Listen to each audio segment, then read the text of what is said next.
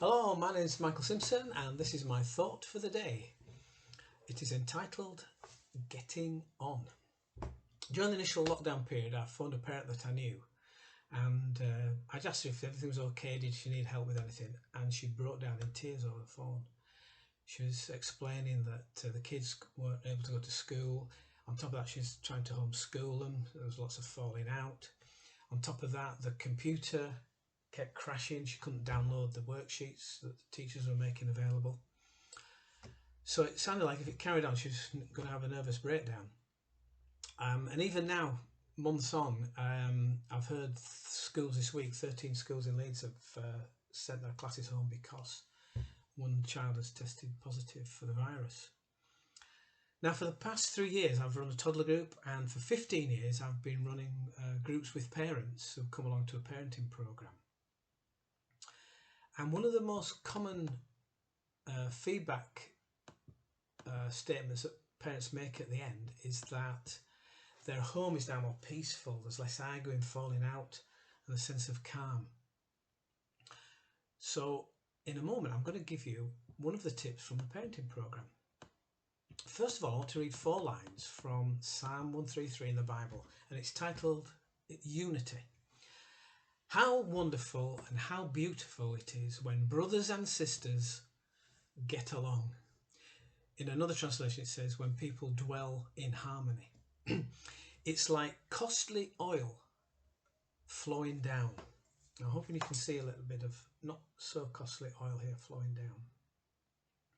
I just want to pause for a minute, and I want to ask you to just think of the effect that oil has on gadgets that we put them on. So say on a hinge, or maybe a lock, maybe you've got a rusty lock, or you've oiled a lock on your door. The best one, I think, is a bicycle chain. If you've ever experienced putting oil on a bicycle chain, or on your car when your oil's been changed and it starts to purr instead of clanking.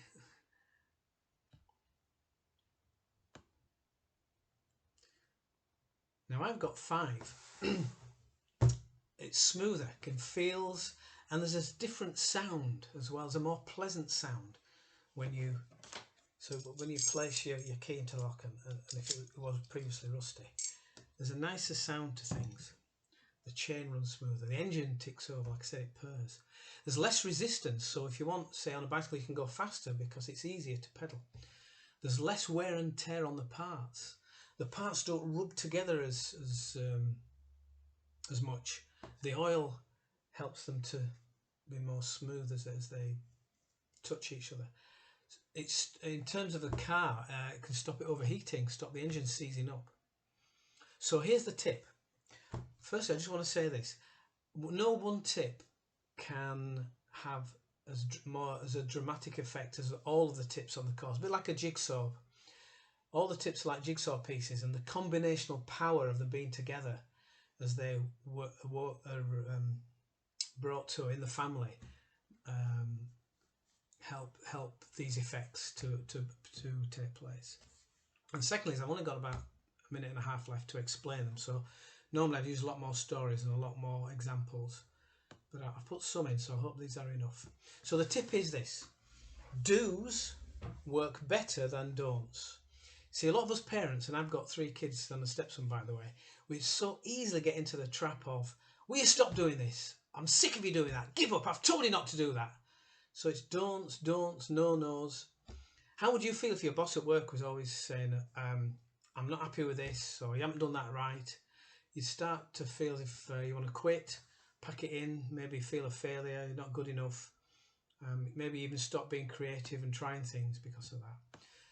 So when we say to our kids, don't run, it's like they just only hear the word run. If you've watched Simba in The Lion King, they say to Simba, don't go to the elephant graveyard. Guess where the next scene is? In the elephant graveyard. If I said to you, don't think of pink elephants, I hope that makes the point. So research shows that 10 kids get this don't in the ratio of 10 to 1, and the idea is to try and flip it round. So catch them doing things that are acceptable, catch them doing things that are right. If I say don't speak to me like that, well, I'm not saying how I want to be spoken to. don't do that. Well, I'm not saying what I do want.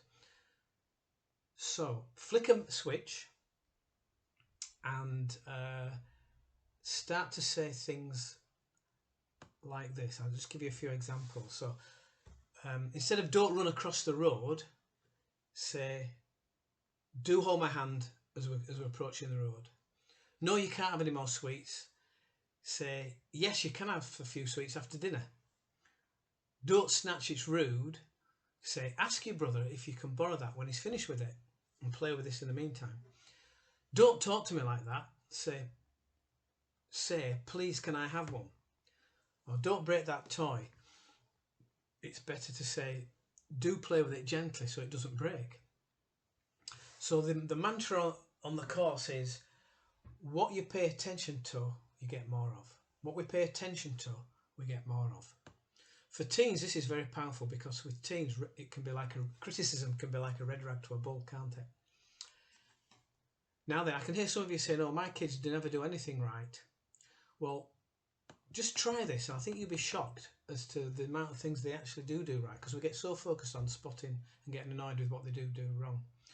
Another part of this is that to praise them for not just what they do, but also for who they are. So I love your smile. You've got a great sense of humour. You know, that was so kind of you to do that. Just pointing out that they're a kind person. So I'll finish with this.